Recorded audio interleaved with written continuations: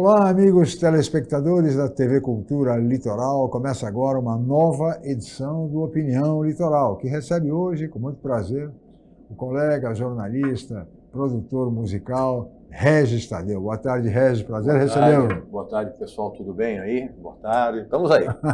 E também o nosso comentarista, o advogado Roberto Mohamed Amin Júnior. Boa tarde, Roberto. Tudo bem? Boa tarde. Muito bem. Nós vamos agora, Regis, Roberto, assistir o primeiro VT do programa de hoje, que fala sobre a composição do futuro governo Donald Trump nos Estados Unidos. Vamos ver, por favor, Davidson. O escolhido vem de uma linhagem de importantes democratas que chegaram até a Casa Branca. É Robert Kennedy Jr., que inclusive desistiu de sua própria candidatura para apoiar Donald Trump na eleição deste ano. Mas um Kennedy em um governo republicano não é o único paradoxo. Robert também é conhecido pela sua resistência às medidas de saúde pública, adesão à medicina alternativa e à divulgação de informações falsas sobre as vacinas durante a pandemia. Uma delas é de que os imunizantes causariam autismo. Além disso, o futuro secretário não tem formação médica. Ele promete uma ampla reformulação da agência responsável por regular alimentos e medicamentos. As escolhas de Trump para compor o futuro governo têm levantado polêmicas. Ele já anunciou o bilionário Elon Musk para o Departamento de Eficiência do governo. E o apresentador do canal Fox News, Pete Hegseth, um veterano do Exército sem experiência de comando militar, para a chefia do Pentágono. Muito bem, aí está parte do futuro governo Trump, meu caro Regis, com figuras, no mínimo, polêmicas, né?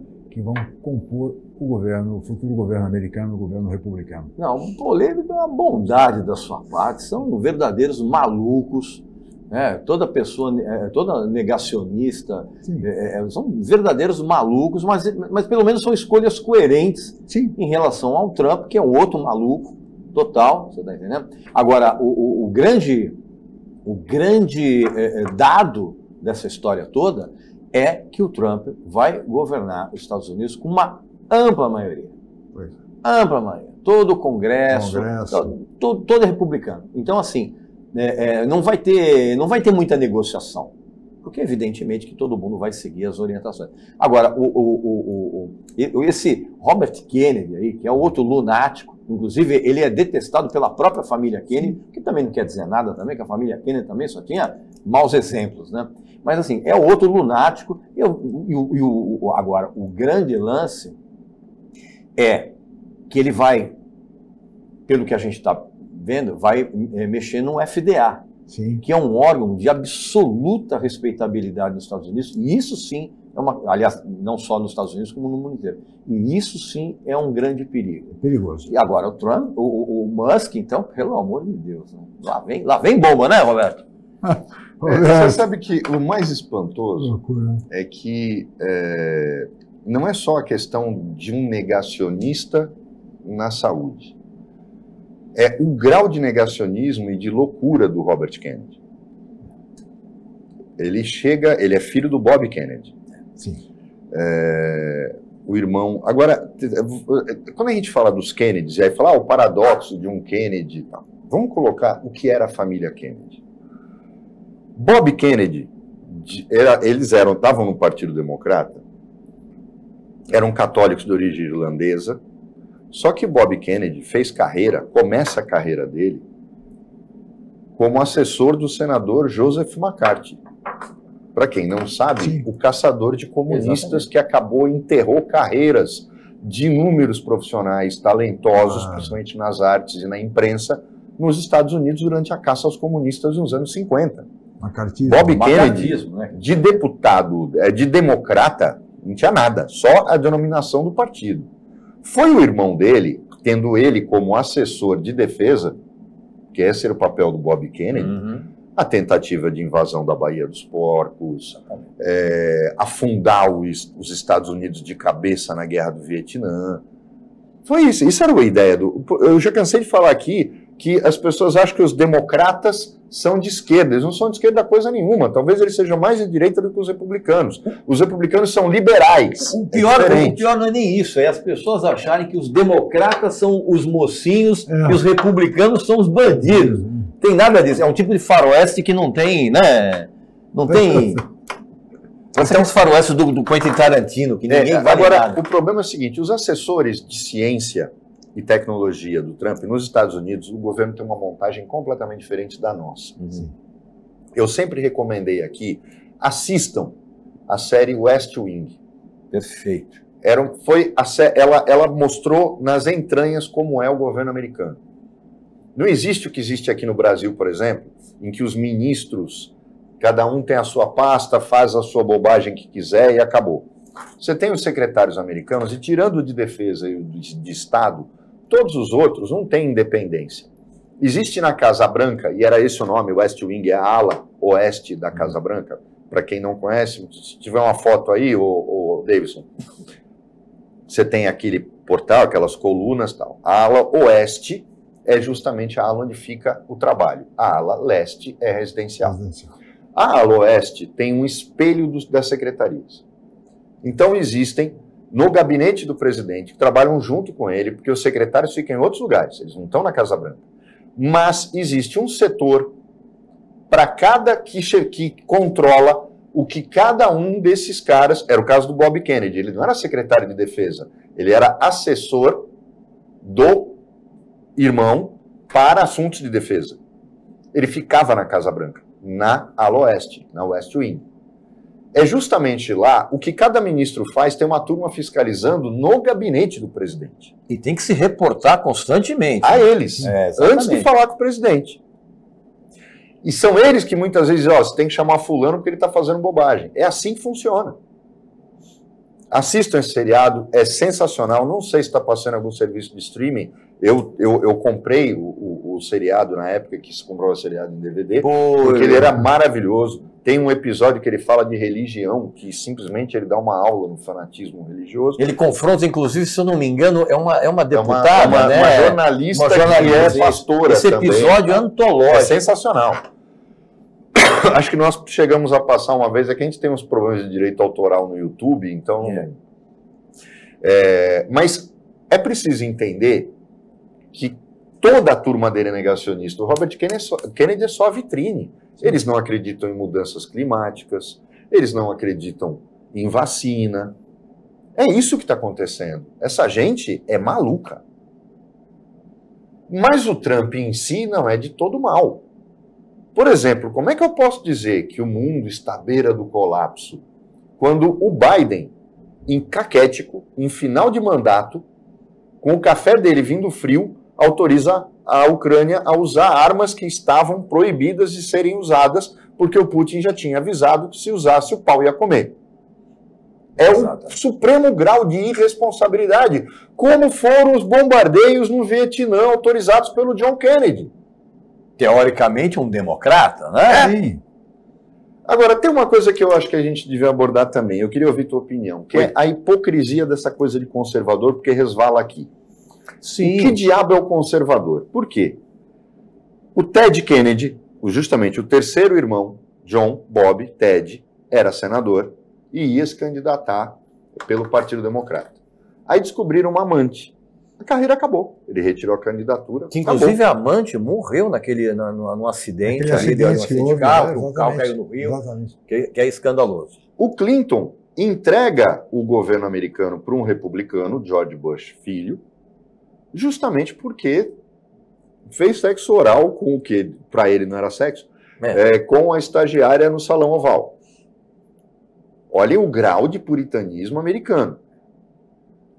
Aí o Trump fica provado e assume que usou dinheiro de campanha para silenciar uma prostituta com quem ele saía.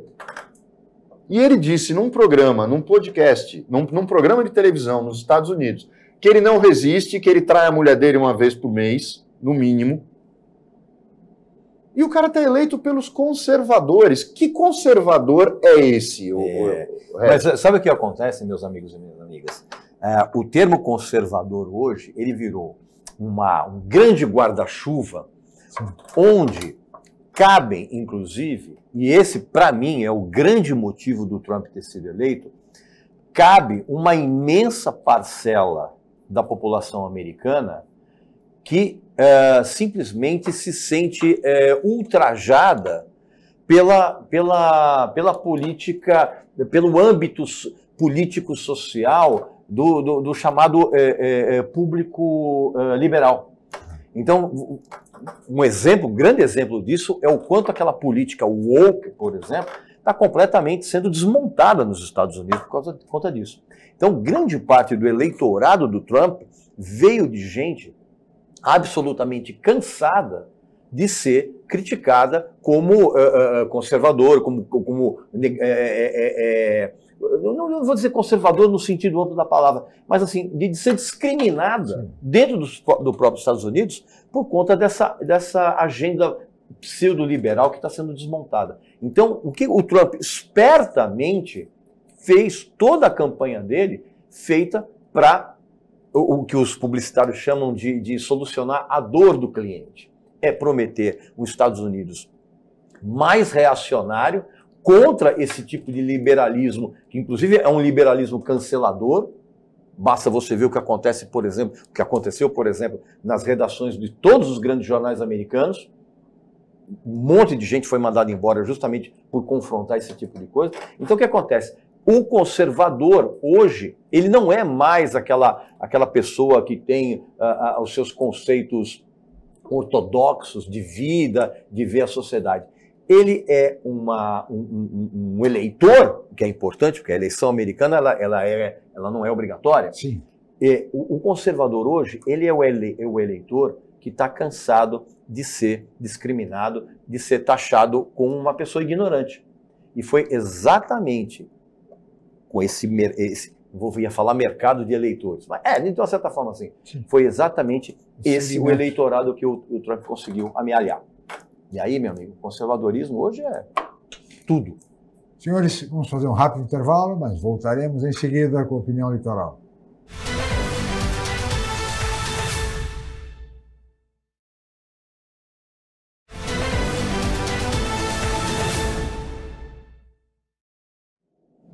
Muito bem, estamos de volta com a opinião que recebe hoje, com muito prazer, o colega jornalista, produtor musical, Regis Tadeu, e o advogado Roberto Mohamed, nosso comentarista. E agora nós vamos continuar tratando dessa questão, Elon Musk, nomeação de Elon Musk por Donald Trump, mas também o episódio aqui no G20, dia desses, que envolveu a primeira-dama brasileira, Janja da Silva, também conhecida como Janja Palusa, porque no festival que houve por ideia dela, a elaboração da própria Janja, primeira-dama, tivemos um festival de música, enfim, e ela, nesse episódio, acabou ofendendo Elon Musk. Vamos ver o VT, por favor. A primeira-dama xingou Musk, dono da rede social X e futuro integrante do governo Trump, enquanto debatia a regulamentação das redes sociais no CRIA G20, evento que reuniu influenciadores digitais e criadores de conteúdo. Ao defender a regulação das redes, um barulho interrompeu a fala e ela brincou, é o Elon Musk, e disse não ter medo dele. De navio? Elon Musk. Eu não tenho medo de você. Logo em seguida, xingou o dono do X em inglês. Elon Musk. Elon Musk reagiu a um post com vídeo da fala de Janja em sua rede social com emojis de risos, seguido da fala "eles vão perder a próxima eleição". A imprensa internacional também repercutiu a fala e Janja virou manchete nos jornais de vários países. Alguns veículos destacaram o histórico de tensões entre Musk e o governo brasileiro, até preocupações com possíveis impactos diplomáticos do episódio, uma vez que Musk fará parte do futuro governo de Donald Trump. Nos bastidores, ministros e aliados do governo se mostraram contrariados com a fala da primeira-dama. Já Lula repudiou ofensas a adversários ao discursar na noite de sábado no encerramento do festival Aliança Global, organizado por Janja dentro da programação do G20. Eu queria dizer para vocês que essa é uma campanha em que a gente não tem que ofender ninguém. Nós não temos que xingar ninguém. Nós precisamos apenas indignar a sociedade. Muito bem, aí está o VT e o próprio marido, o próprio presidente, censurando a primeira-dama, não se deve xingar ninguém, né? Você notou uma frase, porque na terça-feira a gente falou disso também, ele fala campanha. É. Ele não está em campanha, ele está governando. A campanha é só em 2026. Né? Ele falou, esta é uma campanha em que a gente não tem que ofender ninguém. Quer dizer, ele mesmo se perdeu. Que ele fale a bobagem, mas ele é o presidente, ele fala o que ele quiser. Agora, o que essa mulher aparece tanto? É esse o problema. Essa é a grande Sabe qual é a impressão que eu tenho? Vocês podem achar que eu estou ficando meio biruta, mas eu estou desconfiado, cara, que é a tal da Janja, vamos dizer assim, ela deve achar que ela é uma próxima Evita. Porque, assim, ela se dá uma importância dentro do contexto político de Brasília, tanto que outro dia eu vi uma eu fala acho que ela dela. não se dá, ela tem. Você sabe por que ela ainda não tem? Porque outro dia ela estava reclamando que ela não tem um gabinete dela. Explicaram que não pode. Que não pode. Então, mas ela falou, sabe por quê? É machismo. Quer dizer, agora tudo é machismo. O que acontece, gente, é o seguinte. Nós temos... Primeiro que essa fala dela é um absurdo. Por quê? Ela é a primeira dama, não é a Janja socióloga, é a primeira dama. Então, assim, tudo que ela fala vai repercutir politicamente. Repercutiu internacionalmente. E repercutiu pessimamente dentro do governo e repercutiu pessimamente internacionalmente, tanto que o Lula foi obrigado a, de uma maneira até muito sutil, dar um cala-boca na Janja. Imagina o que a Janja ouviu nos bastidores, hein? Nossa Senhora. E o que ela respondeu, provavelmente. O poder e o protagonismo que ela tem, provavelmente ela respondeu. É um absurdo. Mas isso dá a real medida do tipo de política que se faz no Brasil hoje. Agora, que é a política banquirrota. Como vai se dar a relação com o empresário milionário Elon Musk, que vai ocupar um cargo de relevância no governo do Trump, na relação com o Brasil? E era absolutamente óbvio que ele iria ocupar um cargo de relevância. Porque, primeiro, que o dinheiro que foi injetado na campanha do Trump via é um absurdo total. Então, é óbvio que ele teria, e óbvio que hoje... Comprou a vaga. Totalmente. Você concorda com aquilo? Comprou a vaga. Então, o que acontece? Hoje, perigosamente, nós estamos à mercê, e não só lá nos Estados Unidos, aqui também, nós estamos à mercê de gente que está muito mais preocupada com o holofote do que propriamente num projeto de governo. Aí é que tá. Eu vou focar no Elon Musk aqui, porque a gente na terça também falou disso. Ele é um sul-africano naturalizado canadense. Portanto, o que me espanta, no Brasil, por exemplo, eu não posso ter um ministro que não seja brasileiro. Ele tem que ser pelo menos naturalizado. E lá não. Nos Estados Unidos, por exemplo, o Schwarzenegger é austríaco e foi governador, mas não poderia ser presidente. Mas é a única vedação. Mas me causa espanto, por esse orgulho americano, nacionalista, Make America Great Again, que um sul-africano naturalizado canadense, que os americanos odeiam, o canadense é para o americano o que o argentino é para nós. É esse tipo de rivalidade mesmo. O mexicano é o Paraguai. Se a gente for colocar com a gente, o mexicano pro americano é o Paraguai. Tudo que não presta vem de lá. Arma roubada, contrabando, carro, cartel, droga, produto falsificado, é tudo Paraguai. E a Argentina é o Canadá, aquele pessoal chato, peçonhento, que enche teu saco, que até no futebol consegue ser melhor que eles. E olha que são ruins a beça. Mas o que causa espanto, não causa espanto, é o fato do Trump ter colocado essas pessoas lá. Depois, principalmente, que a Suprema Corte disse que ele pode fazer o que ele quiser, porque ele é presidente, ele não responde por crime. Eu nunca vi uma coisa dessa, nem na história. Eu não vejo nenhum país, eu acho que nem nas grandes ditaduras chegou-se a tal grau de cara de pau de dizer que o presidente não responde por nenhum crime cometido enquanto estiver na presidência. Que ele pode matar alguém, ele não vai responder por homicídio. Foi praticamente isso que a Suprema Corte disse. É um salvo-conduto para a ditadura. Absurdo. Para tirania. Salvo-conduto para a ditadura, exatamente. Salvo-conduto. Então, nenhuma república de bananas tem uma decisão dessa. Ninguém se atentou para a gravidade dessa decisão da Suprema Corte. Então, o Elon Musk, aquele cara que é acusado de assédio e tal, a gente já falou aqui, o pior é o Trump. Pô, ele foi condenado por ter usado o dinheiro para pagar a prostituta. E daí tem um cara que está sendo acusado de crimes sexuais? Nada.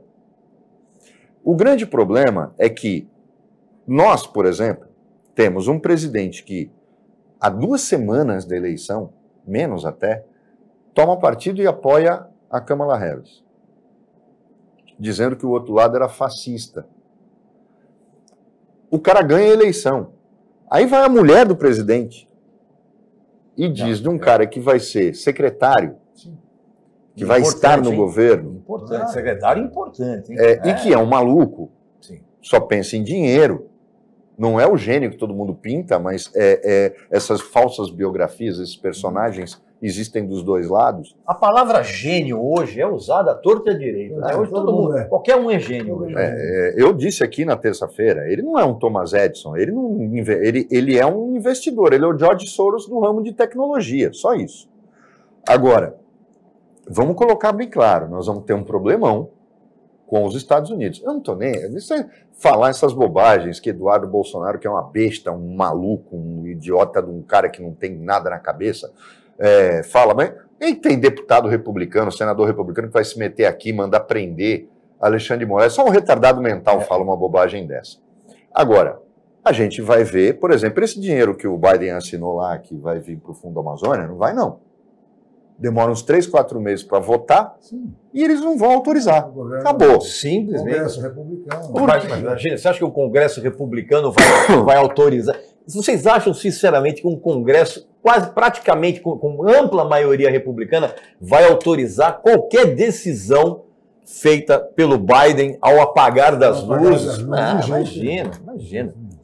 Mas aqui no Brasil, todo mundo vai atrás e mostra o Biden assinando, liberando milhões e milhões de dólares para o Fundo da Amazônia, sem considerar o aspecto de que depende do Congresso americano. Isso é lógico, viu? Porque assinar é bonito. Liberar, né? O termo é liberar. Liberou a recurso. Assinar é bonito. Gera holofotes na mídia, gera matéria, assinar é bonito. Principalmente assinando na Amazônia. E você sabe que exatamente. Pouca gente sabe disso. O Brasil estava com uma negociação adiantada porque alguns militares brasileiros, a Embraer é uma empresa brasileira que nem parece brasileira, que faz da forma certa principalmente seus investimentos comerciais.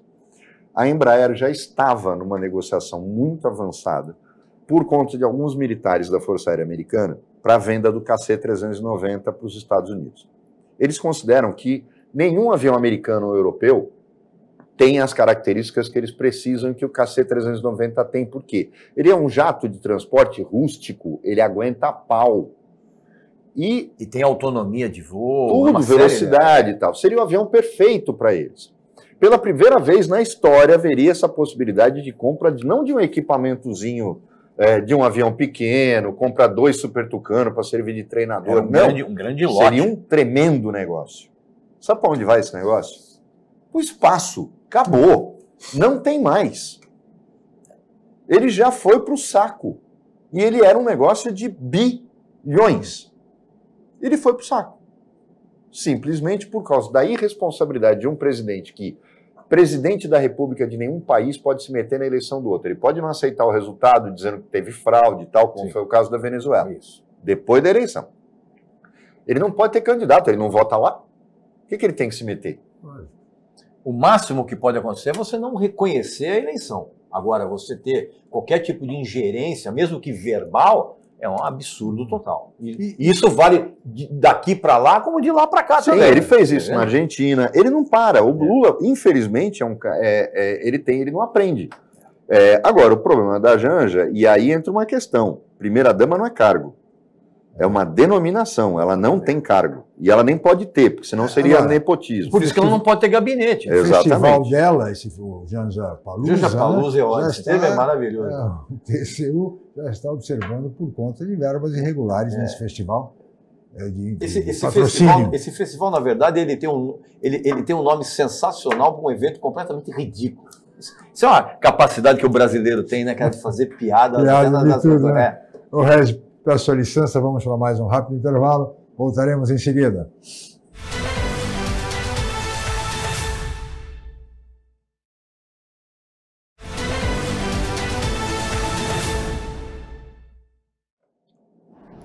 Muito bem, de volta com a opinião que recebe hoje, com muito prazer, o colega, jornalista, produtor musical Regis Tadeu e o advogado Roberto Mohamed Amin Júnior, nosso comentarista daqui do Opinião. E agora temos mais um VT que trata da questão econômica com relação ao governo Trump e a política de juros. Vamos ver. O diretor de política monetária e futuro presidente do Banco Central, Gabriel Galípolo, alertou para possíveis impactos das declarações do presidente eleito Donald Trump. Ao combater a imigração, deve elevar o custo da mão de obra nos Estados Unidos, o que vai gerar aumento de preços dos produtos norte-americanos. O crescimento das tarifas de importação e a elevação das taxas de juros podem respingar em todo o planeta. Se imaginava, antes da vitória do Trump, que você teria basicamente 6 cortes na taxa de juros norte-americana. Agora você está se imaginando 1 ou 2 só. A taxa de juros de 10 anos americana subiu quase 1%. Tá 1% de 3,5% para, grosso modo, aqui para 4% e qualquer coisa. Geralmente, os juros que o mundo cobra para todos os outros países é os juros americanos mais alguma coisa. A fonte de recursos de boa parte dos países em desenvolvimento está na produção agropecuária. Ela vem sofrendo os efeitos das mudanças climáticas, com cheias, secas e aquecimento dos oceanos, o que gera redução nas safras das lavouras e da produção pesqueira também. No caso do Brasil, as exportações de carne ou laranja poderiam ser afetadas. Apesar do alerta, Galípolo reafirmou a solidez da posição econômica do Brasil. Hoje o Brasil tem 370 bilhões de reservas internacionais, é credor líquido internacional. O Brasil chegou a ter 6.700% de inflação ao ano. Hoje, a nossa projeção de inflação para o horizonte relevante, que a gente chama de 18 meses, está em 3,6%, abaixo de 4% ali.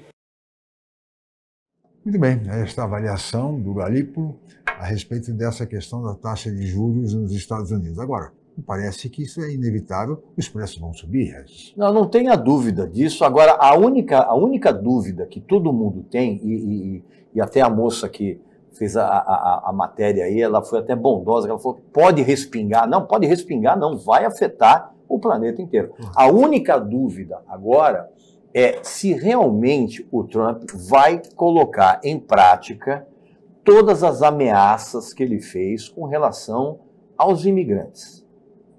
Porque se ele realmente fizer uma ação, e uma ação bem multifacetada, de deportar, vamos usar o termo correto, né? De expulsar os imigrantes, não tenha sombra de dúvida que a mão de obra que hoje é feita exatamente... Os Estados Unidos hoje... Meus amigos, vocês precisam entender o seguinte, o americano hoje, na hora de ter subemprego, não é com ele, são com os imigrantes. Sim. Então, se realmente o Trump realmente realizar o que ele está prometendo, o que eu sinceramente duvido que ele vai fazer. Também. Porque isso vai mexer na economia americana de uma tal forma que é exatamente o que foi dito aqui nessa matéria. A mão de obra que não vai mais contar com esses imigrantes, ela vai subir de preço. Então, quando sobe a mão de obra, obviamente sobem os produtos. Subindo os produtos, você tem o quê? Você vai ter inflação, não tem como. E isso, evidentemente, que vai afetar a todos os mercados mundiais, todos, sem exceção. Você acredita que o Trump cumpre essa promessa de deportação? Não. Justamente porque o Regis está certo. Existe uma coisa entre fazer o discurso para agradar o seu eleitor. Sim. O eleitor conservador. Exato. Você pega lá, ele prometeu deportar agora 250 mil. O que ele vai fazer? Ele vai deportar 2.500. Até porque, gente, não dá para deportar 250 mil pessoas em 6 meses. É todo um processo, né? Um processo, inclusive judicial. Exato. Não é tão simples assim. Ele vai deportar 2.500. Que são aqueles que já estão presos. O que ele faz? Ele dá uma ordem e pega esses 2.500 que já estão presos. Vai limpar a cadeia, né? Vai limpar a cadeia. É isso que ele vai fazer. Vai limpar a cadeia. E aí vai dizer que está fazendo. Ninguém mais pergunta nada. Pô, olha que legal, ele deportou 2.500. E não 2.500 condenados, né? Que isso vai cair muito bem para a sociedade americana, conservadora. E aí ele para. Foi por isso que ele foi eleito com o voto desses imigrantes. dos legalizados. Mas por quê? Porque ele sabe que a prima do cara, ele não vai deportar minha prima, minha sobrinha que eu trouxe de lá e tal, porque ele precisa. Por que ele precisa? Um dos planos dele, a gente falou várias vezes aqui no programa, aquela questão do cinturão da ferrugem, que na verdade era o antigo cinturão do aço americano, que era onde estavam as indústrias automobilísticas, eletrodomésticas, que foram transferidas para a China. Do mesmo jeito que o Elon Musk transferiu a Tesla para a China. Exatamente. Esse cinturão, que tem a promessa do Trump de refazer a indústria americana, e ele começou a fazer isso, e o próprio Biden deu seguimento a isso. Não pensem vocês que os democratas chegaram lá e cancelaram. Esta política industrial foi mantida, tanto que os Estados Unidos estão preparando, eu não sei se ela já entrou na operação, a maior fábrica de semicondutores do mundo. E isso até com uma visão. Se a China tomar Taiwan, a gente não vai ter problema de desabastecimento. É simples. Às vezes as pessoas ficam, mas por que a China deixou Taiwan um tempão lá e agora... É por causa da produção de semicondutores. O mundo para sem eles. A gente viu o que aconteceu logo depois da pandemia. Então, a China não quer Taiwan de volta porque é uma ilha rebelde. Ela quer porque ela quer controlar a produção de semicondutores. E os Estados Unidos, sabendo que não vão entrar em guerra com a China para defender Taiwan, mas não vão nem a pau, Ninguém é louco. Não querem ficar dependentes da China para comprar semicondutor. É muito simples. Eu, inclusive, você sabe o que eu acho, Roberto? Eu acho que, inclusive, pode parecer uma coisa meio maluca, mas essa iniciativa americana acabou brecando o interesse da China em Taiwan. Sabe por quê? Porque o que acontece? Quando você tem... Porque o que o Roberto falou é absolutamente correto. A intenção da China não é pegar, eu quero o território de volta. Não, cara, eu quero o monopólio de supercondutores. Só que esse monopólio não existe mais. Então, o que acontece? Eu, na minha concepção, digo assim, a China falou, bom, peraí, então não vamos ter mais um monopólio, então vamos aguardar um pouquinho, ver o que vai acontecer. Agora, que é evidente, como o Roberto bem salientou, que vai haver, aliás, já está havendo, uma mínima revitalização da indústria americana em relação ao que acontecia há 10, 15 anos atrás, quando houve aquela invasão, houve o desmonte da indústria automobilística, não tenha dúvida disso. Corretíssima a análise. Então, aí a gente vai ter... É muita cena para pouco filme, mas, novamente, a briga, isso que me espanta mais. A briga dos ditos conservadores com os liberais, e no Brasil é a mesma coisa, não vem esse negócio de esquerda e tal. A ilusão que o pessoal da extrema-direita fala de comunismo, nenhum deles é comunista, ninguém no PT é comunista. Nunca. Eles são liberais. Não, isso é papo de que estudante de universidade que ainda usa a boina do Che Guevara, não tem mais isso, imagina. Gente, a gente está falando de discursos de costumes, porque na economia eles não são diferentes. Politicamente, por exemplo, o Bolsonaro quer ditadura? O sonho do Lula também seria governar sem um Congresso. Todos eles querem. A democracia incomoda quem está no poder. Por isso que eu não confio em ninguém. Por isso que eu detesto todo mundo. Direita, centro-esquerda, vamos parar com esse parar de fazer esse discursinho ridículo de que o campo democrático, governo de coalizão, autoritário. Governo de coalizão. Não existe. Tem ditadura de esquerda e ditadura de direita. Grande coisa. A do Maduro, por exemplo, se balança. Ela não sabe que é uma coisa ou outra. Mas é uma ditadura. Então vamos começar. E agora, finalmente, eles reconheceram isso. Então vamos colocar a coisa bem nesse ponto. Só que você reparou, fica tudo nos costumes. Por exemplo, tem uma coisa que eu não me conformo. Isso me deu uma raiva quando começou. Nos 2 primeiros mandatos e depois com a Dilma, e por causa dela, aquela maldita discussão do presidenta em vez de presidente. Eu sempre disse aqui que isso era coisa de semi-analfabeto, porque a terminação E na língua portuguesa é neutra. E se ela é neutra, acabou.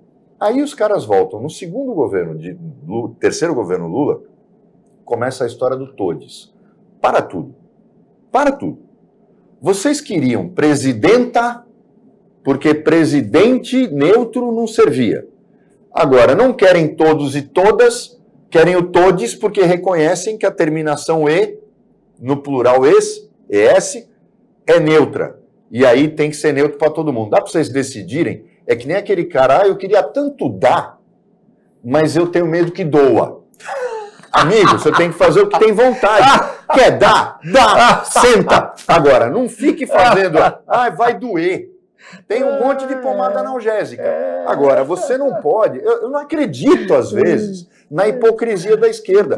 Mas o problema é que a gente não enxerga que a discussão entre os dois lados, esses dois campos, está se dando no campo dos costumes, da identidade de gênero, Então, agora colocaram outro dia, eu recebo, e às vezes o pior é que eu recebo de gente boa pela internet, um vídeo, temos que tomar providência, de um livro distribuído no primeiro governo da Dilma, por um erro do Ministério da Educação, que falava de uma história do pai, o rei que se apaixona pela filha, e obriga ela a casar com ele, ela não quer, e aí ele tranca ela. Foi um idiota que escreveu aquele livro, e um idiota que autorizou aquilo sem ser o ministro, sem saber de nada, o governo não sabia de nada. Isso ocorreu lá atrás. Olha só, nós estamos falando do primeiro governo Dilma. E as pessoas colocam, olha, absurdo, não podemos permitir que isso aconteça. Porque, gente, esse tipo de bobagem já está começando a doer. Mas Roberto, você queria o quê de gente que quer tirar os livros do Monteiro Lobato, de circulação? Quer reescrever livros. Que é essa turma idiota da esquerda. Pois é. É a geração woke. Que é exatamente por isso que... Cara, veja bem, não há nenhum problema. Você sabe o que acontece, na verdade? O que a gente precisa falar é isso. A gente tem que tocar o dedo na ferida. A questão toda da identidade de gênero, ela é absolutamente legítima. Desde que calcada no respeito. Ponto. Respeito é a palavra fundamental.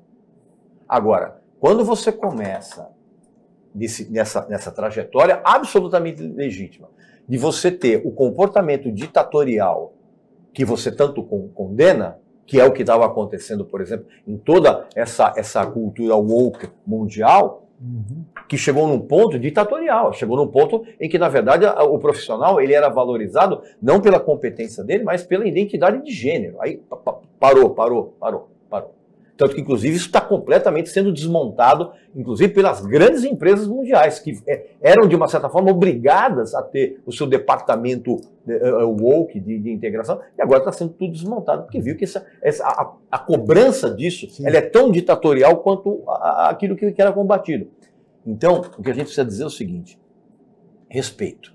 Claro. Agora, respeito é uma palavra que não existe mais no vocabulário brasileiro. Infelizmente. Infelizmente não tem. Isso se reflete, inclusive, na política, no campo social. O respeito foi substituído pela intolerância, pela intransigência que hoje campeia no Brasil. Nós vamos para mais um rápido intervalo, voltaremos em seguida com a opinião.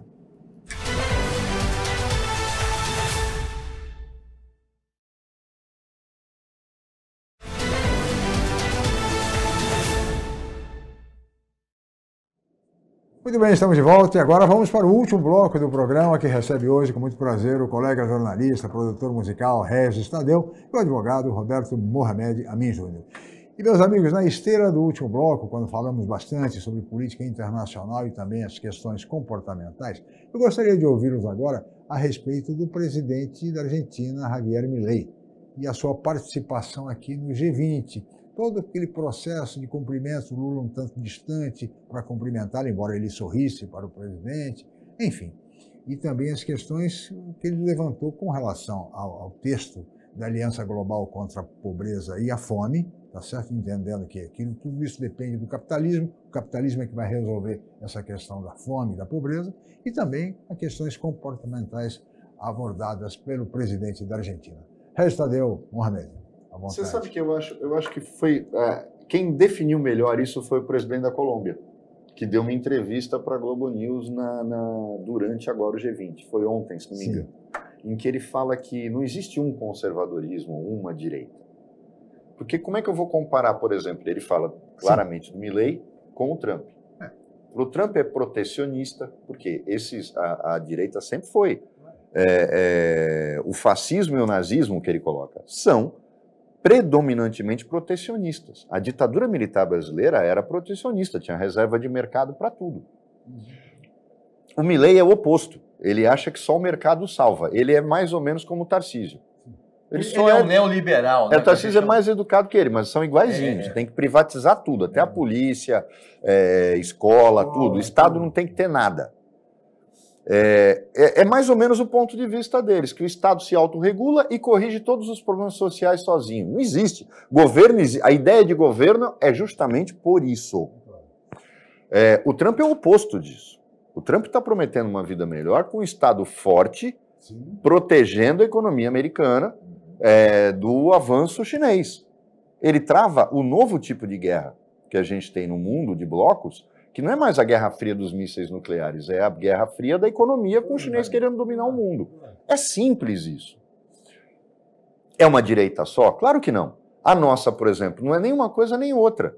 É um bobão que fica celebrando o 31 de março, que tem 3 filhos idiotas, que diz que tinha que ter voto impresso, que é para o miliciano pegar o recibo de voto na saída da cabine de votação, para ver se o cara votou.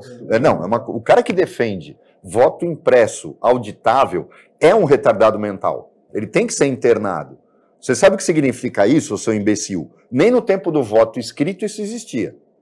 Quando o voto era no papel, você não saía com recibo. Aí eles querem que você saia. Sabe para quê? Para miliciano e traficante ficar na porta da sessão eleitoral. Vamos lá, se você pagou, tá aqui seus 50 mangos, tá aqui, ou então vai continuar vivo para eleger o candidato. É isso que vocês querem. Vocês não sabem o que vocês falam. E você não conhece a realidade. Vocês vivem no mundo da lua. Agora, o grande problema é que quando a gente mantém essa coisa idiota, eu fico me perguntando, o Lula, com essa verborragia dele, mas o Bolsonaro fazia a mesma coisa. É a mesmíssima coisa, é o mesmo discurso. Não cumprimentou quando o presidente da Argentina anterior, o mesmo problema que o Lula teve com o Milei, o Bolsonaro fez com o de lá, abertamente não apoiou o cara, que foi o de esquerda, o último, se recusou aí na posse dele, não cumprimentava o cara. Quer dizer, eles são iguais, eu não consigo. E quando eu falo isso, as pessoas não entendem, eles são iguais. Agora, como é que vai ser o Lula cumprimentando o Trump? No final cumprimenta, Roberto. Isso tudo é bomba de fumaça ninja. Você tá entendendo? Sabe o cara joga bomba? Por quê? Porque tudo, na verdade, o cerne da questão é exatamente isso que o Roberto falou agora. É a batalha econômica. Você vai minar outras nações, você vai subjugar outras nações pelo ponto de vista econômico. Então, obviamente que a Argentina está passando por uma fase absurdamente terrível, e o mais incrível, né? Você está passando por uma fase terrível e você tem um presidente que é outro maluco. Tudo bem que o cara é fã dos Rolling Stones, umas costeletas, mas é um liberalista radical, tá entendendo? Agora, eu vou dizer uma coisa para vocês. A gente tem aqui exemplos aqui no Brasil imensos de que a privatização não trouxe os benefícios que todo mundo espera. Olha o que aconteceu, por exemplo, aí nos apagões aí, né? A Eni é o maior exemplo. Mas você sabe, a gente estava falando no programa de terça-feira, por exemplo, o que aconteceu com a Ultrafértil, que era a maior produtora brasileira de fertilizantes. A gente tomou uma decisão política lá atrás de nos tornarmos dependentes da importação. É mais barato do que produzir aqui. Aí o Collor privatizou a Ultrafértil, transformaram a Ultrafértil numa importadora e a gente não produz mais. Quando estourou a guerra da Ucrânia, o que aconteceu? O preço do fertilizante foi para o espaço. E nós produzimos toda a matéria-prima do fertilizante. Mas esse é o grande problema, meus caros amigos. Todo mundo hoje não tem projeto de governo. Todo mundo hoje tem projeto de poder. Não se pensa em política econômica, por exemplo, a médio e longo prazo. Esse exemplo é absolutamente gritante. Nós podemos ter, por exemplo, uma situação econômica completamente diferente com essa alta dos fertilizantes e não temos. Por quê? Porque a gente abriu mão da matéria-prima. Baseado nisso em custo de planilha. Mas cru. É aquela história. Ele manda fazer lá fora para depois importar. Mas é aquela história. Tem uma lenda que diz que nossa produção é muito cara, a gente não consegue competir com o chinês. Isso é mentira. Eu vou dar um exemplo para vocês. Anos 90, Brasil exportava aço, isso antes dessa lambança toda que o Collor fez e que deixou os mineiros da Uzi Minas comprarem a Cozipa, que faz um dos melhores aços do mundo. E o sonho dos mineiros, que eles morreram de inveja da Cozipa, do pessoal da Cozipa, foi destruir a Cozipa, e destruíram, fecharam a Cozipa, e a Uzi Minas, que sempre foi uma usina de segunda classe, como dona, fez isso. Então, eu tenho um problema muito sério com o mineiro. E continuam sendo de segunda classe. Eu gosto muito do Clube da Esquina, mas nem o Clube da Esquina, quando você olha como ele é por dentro, presta, porque é um para comer o outro. Exatamente. Eu não gosto de mineiro, eu, particularmente. É incrível, porque é coincidência, só fala, mas não pode condenar. Não é todo mundo no estado que é igual, quase todos. Lá parece que é produção Por isso, em série. você sabe o que é engraçado? Que isso, na verdade, tem um ditado que é incrível, né? Diz que o mineiro só é solidário no câncer. O outro Lara.